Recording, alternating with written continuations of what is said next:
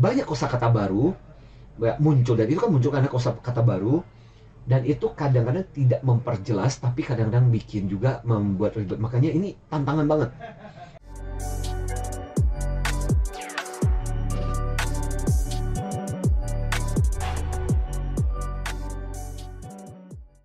Salam Yes. antusiasa ya, kita membahas tentang komunikasi yang Yes. efektif, anti Betul. mumet, anti ribet. Kenapa topik Iya. ini dibahas, Pak? Oke, jadi ya alasannya sederhana, karena kan kalau kita di setiap hari, di kantor, di rumah, kita nggak bisa lepas dari yang namanya komunikasi. Makanya sampai di prinsip di dalam dunia NLP, Neuro Linguistic Programming, itu kan ada istilah we cannot not communicate gitu. Ya, jadi kita tidak mungkin nggak berkomunikasi.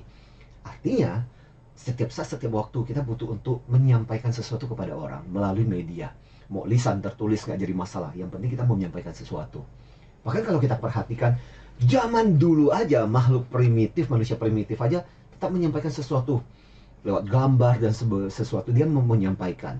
Nah, problemnya adalah sekarang ini kan betul teknologi makin canggih. Kalau kita perhatikan, ada sosmed, orang bikin berita, ya ada begitu banyak lah media-media untuk mengkomunikasikan sesuatu. Tetapi persoalannya, apakah komunikasinya jelas atau nggak jelas? Malah ke belakangnya kalau kita perhatikan ada banyak istilah-istilah baru, kosakata dipakai yang bahkan kalau kita baca itu kadang-kadang makin nggak jelas gitu. Saya itu pernah gini, ya contoh misalnya, Mas William. Ya, saya baca itu sampai berulang-ulang gitu. Ini maksudnya apa gitu, ya. Jadi kalimatnya, sampai aku tulis nih. Kalimatnya adalah, aku sudah salin rekat pranala yang ada di Peladen. Aku surel nara hubungmu, tapi dia luring. Seharusnya gawainya selalu daring agar komunikasi mangkus dan sangkyo.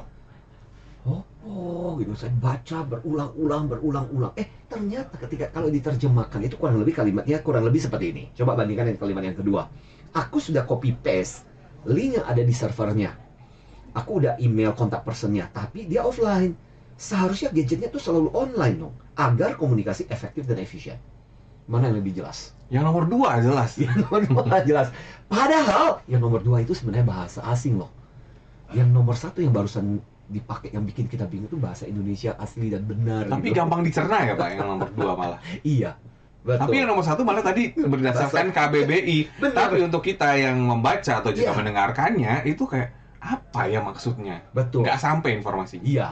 Jadi ya banyak kosakata baru muncul, dan itu kan muncul karena kosakata baru, dan itu kadang-kadang tidak memperjelas tapi kadang-kadang bikin juga membuat ribet. Makanya ini tantangan banget. Sampai pernah, ini saya mau cerita sedikit. Ini contoh satu kejadian, jadi pembelajaran buat kita. Set buat kenapa penting pembelajaran tentang komunikasi efektif, terutama di kantor, di rumah, di masyarakat. Itu kejadian back di tahun 1977. Jadi ini kejadian terjadi di Karenni Island. Ada pesawat, jadi ini di airport sebenarnya. Biasa dong, pesawat kalau mau turun itu kan komunikasi sama menara pengawas. Ya. Nah, ini satu pesawat mau turun, 747, Boeing 747 mau turun. Nah, pada waktu ketika open channel, kan dengan menara pengawas, dan terdengar kalimat, you are clear. You are clear itu kan kalimat untuk mengatakan kamu oke gitu. Nah, persoalannya adalah tidak ada konfirmasi ulang gitu. Ketika pesawat ini dipikir, yang mau mendarat ini dipikir berarti you are clear, berarti udah boleh turun dong. Karena waktu itu ceritanya agak berkabut ceritanya. Ya, you are clear gitu, berarti udah oke gitu. Dan dia turun. Waktu ketika turun, apa yang terjadi?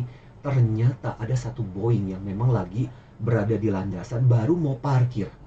Tapi karena turun itu kan dengan kecepatan tinggi dan terjadilah tabrakan. Ternyata kalimat you are clear itu ditujukan untuk yang mau parkir itu, bukan yang dari atas. Nah, problemnya adalah ternyata ada sebuah prinsip di dalam komunikasi di airport itu bahwa harus ada konfirmasi. You are clear buat siapa? Berarti harus konfirmasi lagi. Berarti saya yang dari atas sudah boleh turun karena udah clear ya. Oh bukan buat kamu. Ini kalimat ini saya tujukan untuk yang parkir. Nah, baru harusnya bisa terjadi. Tapi karena tidak ada konfirmasi, akhirnya langsung darat dan kemudian terjadi tabrakan. Jangan sampai komunikasi itu membuat kita kacau. Ini salah satu hal atau peristiwa yang tidak diinginkan.